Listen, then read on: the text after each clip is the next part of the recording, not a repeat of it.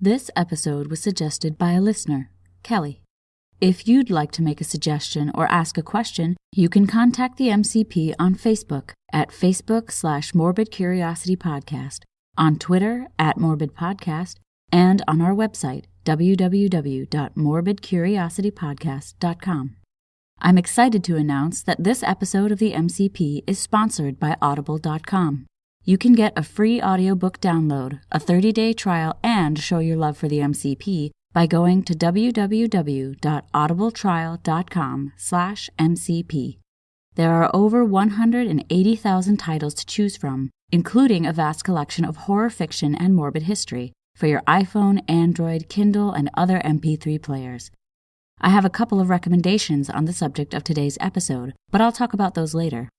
For now, on with the episode.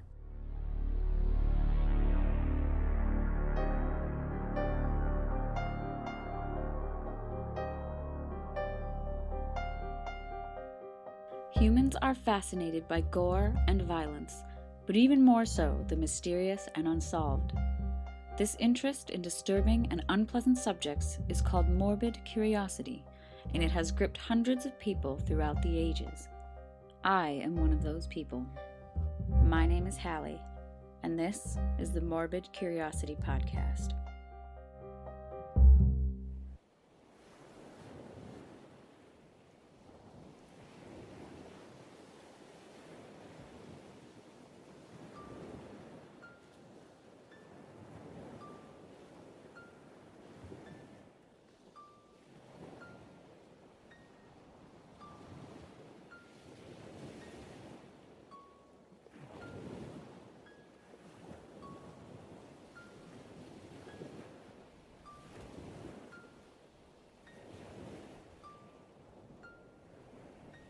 Most people have heard of the Titanic, the great luxury ocean liner that struck an iceberg near the coast of Newfoundland and sank, ending the lives of over 1,500 people. If you grew up in the 90s, you wouldn't have been able to avoid the story, seeing as James Cameron's film, Titanic, was all over popular media for years after it came out in 1997. You might be surprised to hear that another ship sunk just 3 years later, a ship that was just as luxurious, and its demise just as tragic. However, this ship went down not by accident, but as an act of war. The sinking of this ship set things in motion to bring a hesitant United States into World War I. That ship was the Lusitania. The name Lusitania comes from an ancient Roman province on the western side of the Iberian Peninsula, the region that is now southern Portugal. This name was used by a previous ship built in 1871, but that ship wrecked in 1901, making the name available. Sadly, that wreck proved to foreshadow an even greater tragedy. At the time of her introduction into the North Atlantic in 1907, the Lusitania was among the most luxurious, spacious, and comfortable interiors afloat, with 6 decks of passenger accommodation, and each of the 3 passenger classes being allotted their own space on the ship. As seen aboard all passenger liners of the era, first, second, and third class passengers were strictly segregated from one another. In the original configuration, the Lusitania was designed to carry 2,198 passengers and 827 crew members. The Cunard Line, the company that owned and operated the Lusitania, prided itself with a record for passenger satisfaction. The Lusitania didn't come with enough lifeboats for all her passengers, officers, and crew on board at the time of her maiden voyage. She actually carried 4 lifeboats fewer than the Titanic would carry in 1912. Sadly, this was common practice for larger passenger ships at the time, the idea being that, in the busy shipping lanes the liners traveled, help would always be nearby, and these other ships would be adequate to ferry all those aboard to rescue ships before sinking. Even after the Titanic sank, the Lusitania only gained 6 additional wooden lifeboats, making for a total of 22. These lifeboats were supplemented with 26 collapsible lifeboats, 18 stored directly beneath the regular lifeboats, and 8 on the afterdeck. However, these collapsible boats had to be assembled before they could be used. At the time the Lusitania was built, tensions were already building between Germany and England in the form of aggressive competition in transatlantic trade. In fact, Britain wanted to beat the Germans so badly that the cost of building the Lusitania was subsidized by the British government, on the proviso, of course, that it could be converted to an armed merchant cruiser if necessary. Because of this, the Lusitania was fitted with revolutionary new turbine engines that enabled her to maintain a speed of 25 knots, or 46 kilometers and 29 miles per hour, an incredible speed for the time. The ship was also equipped with lifts, what Americans call elevators, a wireless telegraph, and electric lights. When war was actually declared, the ship was requisitioned by the British Admiralty as an armed merchant cruiser and was put on the official list of AMCs, but the ship was never called on because it was too expensive to run. However, the Lusitania remained on the official AMC list. Another development that came from the naval competition between Britain and Germany was the submarine, specifically the Unterseeboot, the U-boat. Submarines were considered to be sinister, ungentlemanly weapons by the British, but for Germany, they were the best weapon against a British blockade that prevented supplies from being delivered to Germany. Submarines were also used to cut off supply lines, lay mines to block the enemy, and stealthily sink enemy ships with their torpedoes. Submarine attacks often came without warning, giving the crews of the merchant ships little hope of survival. Speed was their best defense, as submarines weren't particularly fast. Britain also introduced Q-ships, heavily armed merchant ships with concealed weapons, designed to lure submarines into surfacing to take a closer look. In 1915, World War I had begun in Europe between the Allies, Russia, France, and Great Britain, and the Central Powers, Germany and Austria-Hungary. The United States so far had refused to pick a side, stating that it would provide commerce to any nation. However, the U.S. almost exclusively traded with England, thanks to a British blockade against Germany. Frustrated by the lack of supplies, Germany announced that they were starting a campaign of unrestricted warfare against Britain in February of 1915. Unrestricted warfare meant that merchant and passenger ships traveling the seas around Great Britain were no longer safe from German submarines. This tactic was used to keep commercial vessels away from Britain in order to cut off their supplies. This may seem like an overreaction, but Britain's blockade itself violated international laws that had been set and accepted by several international agreements, and was slowly starving Germany with it. Also, concealing weaponry on merchant ships was considered an underhanded trick. Because of these actions against the cruiser rules, and the lack of reaction from the other countries to uphold those rules, Germany felt justified in its declaration. Most of Europe thought this unrestricted warfare crossed a line. Germany, on the other hand, expected the same non-action Britain received when it set up its blockade, a move also outlawed by these rules. Cruiser rules, or prize rules to use the older term, had been in place since the mid-1700s. These rules called for attacking ships to announce themselves, in this case meaning submarines had to surface, and search merchant ships instead of attacking them. They also called for the crews of these merchant ships to be taken to a place of safety before the ship was sunk, unless they showed persistent resistance. In effect, the cruiser rules were a safeguard for civilians. These rules also set some standards for the merchant ships as well, in that the ship had to be flying its own flag and not pretending to be of a different nationality. It was required by the rules to stop when confronted by an attacking ship, allow itself to be boarded and searched, and it was not allowed to be armed or take any hostile or evasive actions. However, when World War I was declared, British merchant ships were given orders to ram submarines that surfaced to issue the warnings required by the cruiser rules. Because the British were not playing by the rules, Germany declared unrestricted submarine warfare on England. Without these rules in place, all the ships traveling through the seas around England were considered targets. Unrestricted submarine warfare was declared on England in early 1915, yet tickets for the Lusitania remained available. Fearing controversy and unnecessary deaths, the German embassy in America decided to print a warning to those taking the next journey to England. The warning stressed that the Lusitania would be traveling through a war zone in which the British were the main targets, and that people were taking the journey at their own risk. The warning was printed in 50 American newspapers, including those in New York. The British Admiralty had previously issued specific instructions on how to avoid submarines. The number one strategy was speed, as I mentioned before. The other precautions taken included not mentioning the ship's position by radio, except in code, not flying any flags in the war zone, which broke some of the cruiser rules, and painting the funnels a dark gray to make the ship less visible to enemy submarines. There was no hope of entirely disguising the Lusitania, however.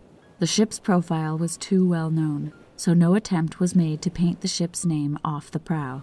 However, all of these precautions, and the fact that the ship had survived an entrance and exit from the war zone less than a month before, gave the passengers of the Lusitania a sense of security. It seemed as if the journey would be safe for ships like the Lusitania, if the bookings justified the expense of keeping them in service. Therefore, despite the warning in the newspapers, the Lusitania set sail from New York toward England on May 1, 1915, with 1,266 passengers and 696 crew members. The crossing went seamlessly, but tensions grew as the ship grew closer to England. Although it was a passenger ship, because the ship had been built with funding from the British Admiralty, there was an assumption that when the war started, she would be used as a naval carrier. However, as I said before, it was decided that the ship was too expensive to run and had remained a commercial ship. Even so, on this particular journey, the ship carried what was reported as a small cargo of ammunition. According to the public manifest, this small amount of military supplies would hardly make the ship a target. This assumption so far seemed to be correct, as the ship had encountered nothing for a few days after entering the war zone. The day before they were due into port, the Lusitania's captain, William Turner, received messages warning him about active submarines along the coast of Ireland. He was ordered to keep up speed through the area for safety. As the ship cruised through a low fog along the southern coast of Ireland on May 7th, the passengers assumed they were out of harm's way. The ship was to land that afternoon and had slowed slightly in expectation of port. Little did they know, their ship had caught the attention of a German submarine. A U-20, captained by Walter Schweiger, was also on its way to Liverpool. The submarine could only travel 9 knots, putting only slow ships at risk. The U-boat had sunk 2 cargo ships near Liverpool earlier in the day. Instead of keeping course toward Liverpool, Schweiger decided to troll the coast of Ireland. The lookout spotted the Lusitania, and the submarine submerged. The Lusitania then shifted course slightly, moving right into the path of the submarine. Surprised by his luck, Schweiger fired a torpedo when the Lusitania was 700 meters away. In sea battle terms, point blank. There was an explosion. The torpedo hit the ship just behind the bridge. Panic spread like fire. The Lusitania listed to starboard, swinging its lifeboats over the side, making them impossible to lower. Most passengers hadn't made it to a lifeboat. Many of those climbed to the highest point on the ship. A second unexplained internal explosion sounded, sealing the ship's fate. The bow went down, the stern went up, hoisting the propellers high above the water, and the ship then slid beneath the waves. In just 18 minutes, the Lusitania was sent to the seabed. Most of the passengers were trapped inside as the ship went down. Those that escaped were far from better off. On the surface of the frigid ocean, there was a mile-long swath of debris, and the survivors were slowly dying from exposure amongst it. Moans could be heard all around, but the sound quieted as one by one people froze to death. Only 764 people survived out of the 1,962 who had sailed on the Lusitania. The survivors and bodies began to arrive in the Irish city of Queenstown that evening. All night, rescue ships delivered both the living and the dead to dry land. The Cunard Company offered cash to anyone who retrieved bodies from the debris field. A makeshift morgue was set up in an empty Cunard freight shed. Only 289 bodies were recovered, 65 of which were never identified. The other 885 missing were never found. While the survivors recovered in hotels around Queenstown, the local county coroner, John Hogan, opened an inquest into the incident. On May 10th, Captain Turner gave evidence on the events of the sinking. He stated that the ship had been struck by one torpedo between the third and fourth funnels, and that the explosion was followed immediately by a second. He had received general warnings about submarines, but had not been informed of another sinking in the area. He also stated that he had received other instructions from the British Admiralty, which he had carried out but was not permitted to discuss. The verdict was that the deceased had drowned following an attack on an unarmed non-combatant vessel, contrary to international law. A half hour after the inquest had concluded and its results given to the press, the Crown Solicitor for Cork, who was an advisor to the Attorney General of Cork, Ireland, arrived with instructions to halt the press and the verdict. He stated that Captain Turner was not to give evidence, and no statements should be made about any instructions given to ships about avoiding submarines. A formal Board of Trade investigation into the sinking took place between the 15th and 18th of June, 1915. The results of that trial were the same as the inquest. Captain Turner, the Cunard Company, and the Royal Navy were absolved of any negligence, and all blame was placed on the German government. An American judge came to the same conclusion when a separate inquiry was held. On May 8th, the day after the sinking, Dr. Dernberg, the official spokesman of the Imperial German government in the United States, made a statement in which he attempted to justify the sinking of the Lusitania. Dernberg proclaimed that because Lusitania carried war contraband, and because the ship was classed as an auxiliary cruiser, Germany had the right to destroy it, despite the passengers on board. He also reminded the people that the German embassy had given public warnings and had publicly declared the seas around England as war zones. This prior knowledge, he stated, absolved Germany of responsibility for the deaths of the American citizens on board. The day after Dernberg's statement, the German government issued an official communication that stated that the Cunard liner Lusitania had had large quantities of war contraband in her cargo hold. The assistant manager of the Cunard line denied the charge, stating that the Lusitania had 4,200 cases of cartridges aboard, but they were cartridges for small arms, packed in separate cases, which did not fall under the classification of ammunition, and that they had been transporting such cargo for years. He also stated that the U.S. authorities did not permit the shipping of ammunition on a passenger liner, and the Lusitania had complied with this rule. The aftermath was steeped in anger and accusations. The U.S. public called for war, but President Woodrow Wilson hesitated, which sparked more anger. The sinking was criticized in Turkey and Austria-Hungary, and even in the German press.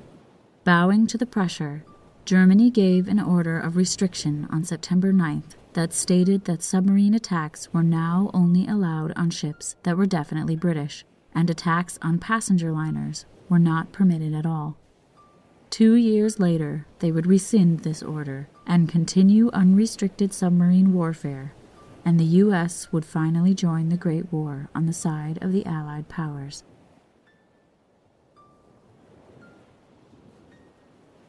Controversy and conspiracy have surrounded the sinking of the Lusitania since it went down. There were rumors that explosives had been hidden in other cargo in order to smuggle it into Britain. It was also thought that the ignition of these explosives caused the second explosion after the torpedo hit the ship. The fact that the Lusitania was carrying shell casings and rifle cartridges was not made known to the passengers at the time. Although it was allowed under the regulations, it was feared that the information would be used in German propaganda. Many conspiracy theorists wonder if they were hiding legal weapons, what else could they have been hiding? The Lusitania was officially carrying 750 tons of ammunition, 1,250 cases of shrapnel artillery shells with explosive burster charges loaded, but no fuses or propellant charges, and the artillery fuses for those shells stored separately. Several authors have stated that the cargo may have also included explosives, such as aluminum and bronze powder. Another theory cites the large consignment of fur on the shipping manifest sent from an explosives manufacturer, and some 90 tons of unrefrigerated butter and lard destined for the Royal Navy weapons testing establishment in Essex as evidence of hidden illicit cargo. After the end of World War I, the British government maintained that there were no munitions aboard the Lusitania. However, in 1982, the head of the British Foreign Office's North American Department admitted that there was a large amount of ammunition in the wreck, some of which is highly dangerous and poses a safety risk to salvage teams. Successive British governments have always maintained that there were no illegal munitions on board the Lusitania. The large amount of ammunition in the wreck, some of which is highly dangerous, is that was mentioned on the manifest before, and nothing else illegal. They had to inform the salvage companies in the interest of safety. The cause of the second explosion has also been shrouded in mystery. In the 1960s, John Light dove on the Lusitania wreck and described a gaping hole in the ship's side where the cargo hold had been. But in 1993, Dr. Bob Ballard, the famous explorer who discovered the Titanic, found John Light had been mistaken and that no hole existed. Ballard did report a large amount of coal on the seabed near the wreck, and later proposed that perhaps coal dust had ignited when the torpedo hit and caused the explosion. Critics of this theory state that the coal dust would have been too damp to have been blasted into the air and ignited by the torpedo. The coal bunker where the torpedo struck would have been flooded almost immediately with seawater. In 2007, marine forensic investigators suggested that the second explosion could have been due to a malfunction in the ship's steam generating plant. However, the few survivors who managed to escape the forward boiler room reported that the boilers did not explode. Among the more morbid theories is that the British government deliberately put the Lusitania at risk. This theory was suggested by historian and former British Naval Intelligence Officer Patrick Beasley and authors Colin Simpson and Donald E. Schmidt. They state that the Lusitania was deliberately directed into the war zone by the British authorities in order to entice a U-boat to attack. This attack, which would harm Americans, would then drag the U.S. into the war on the side of Britain. The evidence for this theory lies in a single letter from Winston Churchill to the President of the Board of Trade, written only a week before the sinking of the Lusitania.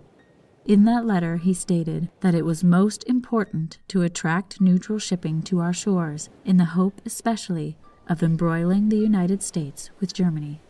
As I mentioned before, Captain Turner refused to answer certain questions about his orders on the grounds of wartime secrecy during the inquiry. The British government continues to keep certain documents relating to the final days of the voyage classified, including many of the signals passed between the Admiralty and the Lusitania. In the records that are available, many critical pages are often missing, and many questions remain unanswered. Were the British authorities aware that a German submarine was in the path of the Lusitania? And if so, Why did they fail to divert the ship to a safer route? Why did they fail to provide an escort for the ship when destroyers were available at a nearby port? Why was the ship at a reduced speed in the war zone? Another conspiracy theory alleges that the wreck of the Lusitania was bombed by the British Royal Navy. Des Quigley, a technical diver, searched the wreck in the 1990s and reported that the hull of the ship was like Swiss cheese and that the seabed around it was littered with unexploded hedgehog mines. The hedgehog was a projector-type weapon that threw 24 small projectiles several hundred feet ahead of an attacking submarine. Immediately after hitting the water, the mines would arm themselves and explode on contact with the U-boat or when they hit the bottom of the ocean. In 2009, Treasure Quest, a Discovery Channel series, aired an episode on the Lusitania. In that episode, Greg Bemis, a retired venture capitalist who now owns the rights to the wreck, and his team of shipwreck experts explored the Lusitania using a remote control unmanned submersible. An unexploded depth charge was found in the wreckage, clearly seen by the remote control submersible's video camera. Professor William Kingston of Trinity College Dublin claimed that the Royal Navy and the British government had taken considerable steps to prevent anyone from finding out about the Lusitania. The wreck itself still lies in about 300 feet or 91 meters of water, 11 miles or 18 kilometers south of the lighthouse at Kinsale, Ireland. Because of the tragedy and mystery surrounding the Lusitania, a lot of media has been dedicated to it. Around the time of the sinking, an English composer named Frank Bridge wrote an orchestral piece for strings entitled Lament for Catherine, aged 9, Lusitania, 1915, as a memorial to the sinking of the ship. It's quite beautiful, and you can find several versions of it on iTunes. I recommend the version played by the BBC Orchestra of Wales and Richard Hickox. The most recent and popular book about the sinking of the Lusitania is Dead Wake, The Last Crossing of the Lusitania, by Eric Larson, which came out in 2015. Diana Preston's book, Lusitania, An Epic Tragedy, came out in 2002.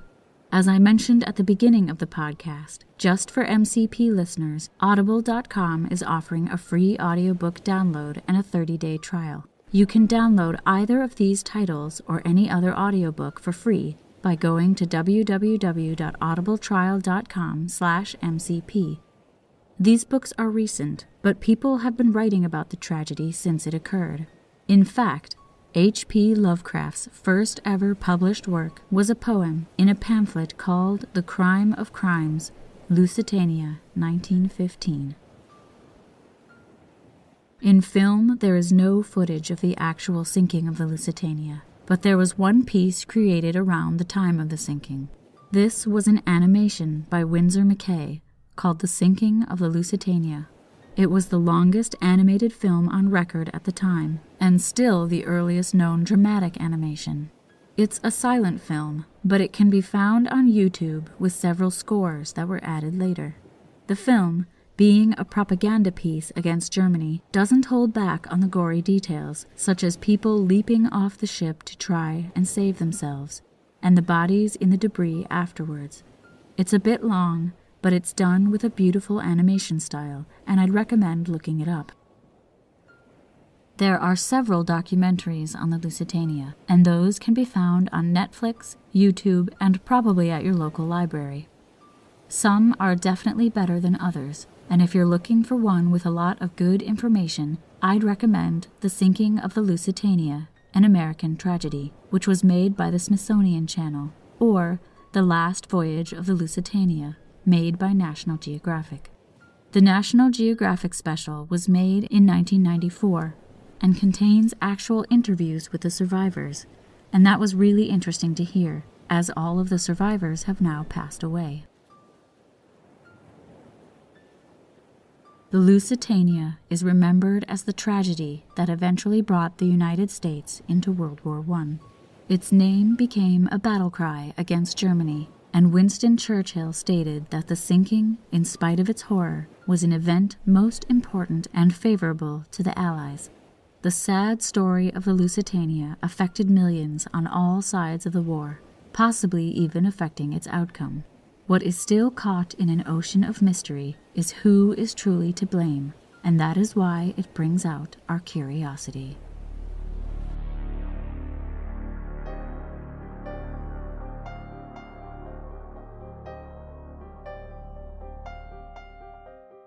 The Morbid Curiosity podcast was produced by H. Lloyd. If you'd like to get in touch or suggest a morbid topic for me to talk about, you can tweet the show at Morbid Podcast or find us on Facebook and Instagram at Morbid Curiosity Podcast. If you like the show, please share us on social media and give us a rating on iTunes. Your shares and ratings help us grow our creepy community. Speaking of our creepy community, the MCP is part of the Belfry Podcast Network. Check out the other shows on the Belfry Network at www.thebelfry.rip. If you want to support the MCP, you can go to our website, www.morbidcuriositypodcast.com. There you'll find a donation button, links to all our social media, and other ways to contact us.